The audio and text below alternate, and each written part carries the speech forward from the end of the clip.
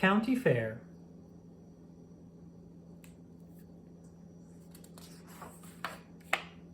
County Fair by Laura Ingalls Wilder. Illustrated by Jody Wheeler.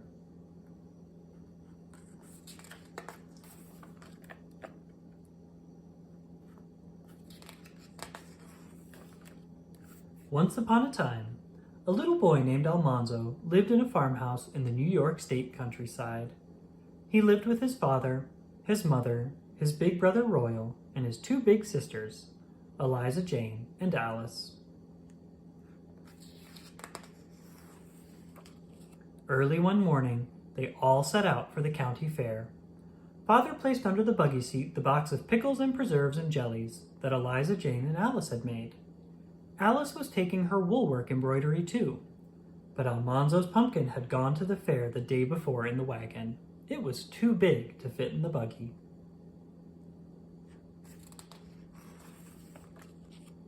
The roads were filled with people in their best clothes, all going to the fair.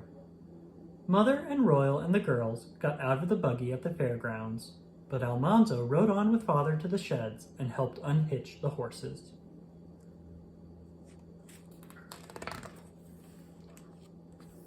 Almanzo wanted to see the animals first.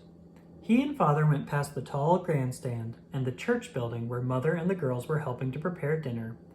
Everywhere, men were shouting, "Step this way, only 10 cents," and "Prizes for all."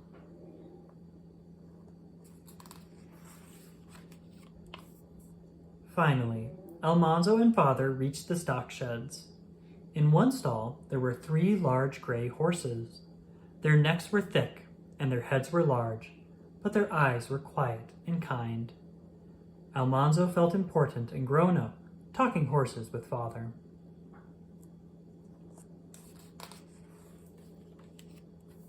Next to the horses, there was a crowd of men and boys around a stall. Not even Father could see what was in it. Almanzo squeezed between the legs until he came to the bars of the stall. Inside it were 2 black creatures he had never seen before. They were something like horses, but they were not horses. Their ears were like rabbit's ears, and their tails were almost bare.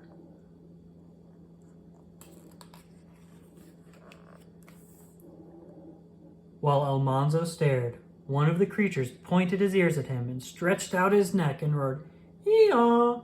Hee-haw!" Almanzo yelled and hurried back to Father. "It's only a mule, son," Father said, "and you're not the only one who is scared either."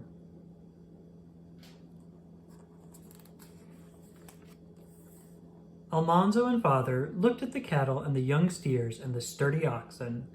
They looked at the big white hogs and the smaller black hogs. Then they looked at the sheep. Almanzo had not seen his pumpkin yet, but it was time to eat, and Almanzo was hungry.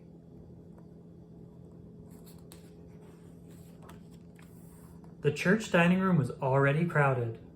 Everyone was talking and laughing, but Almanzo just ate. He ate ham and chicken and turkey. He ate potatoes and gravy, succotash, baked beans, and onions and bread. He ate pumpkin pie and custard pie and vinegar pie. There were berry pies and cream pies and raisin pies, but he could not eat one bite more.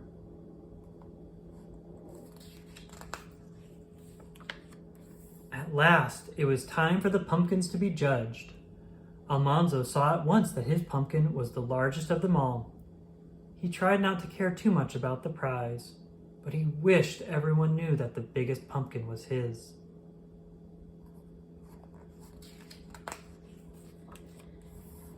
The biggest judge took one pumpkin and cut a slice out of it. Then the judge cut open another pumpkin. Finally, he cut open Almanzo's own big pumpkin. All the judges looked carefully at the pumpkin slices. They tasted one slice and then another. Almanzo could hardly breathe. Finally, the tall judge took a blue ribbon out of his pocket. He stretched out his arms slowly and then pinned the ribbon to Almanzo's pumpkin. Father's hands clapped on Almanzo's shoulder. All at once, Almanzo could breathe, and he was tingling all over. All the judges were smiling, and ever so many people said, "That's a fine pumpkin, Almanzo."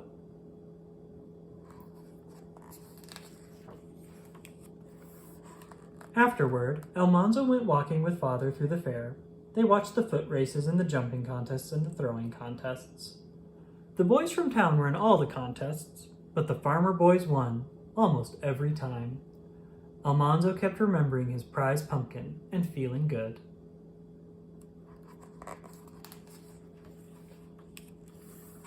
Driving home that night, they all felt good.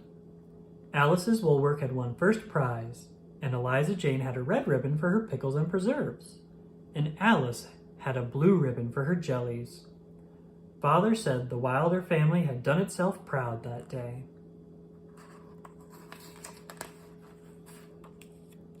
Almanzo was the proudest of all.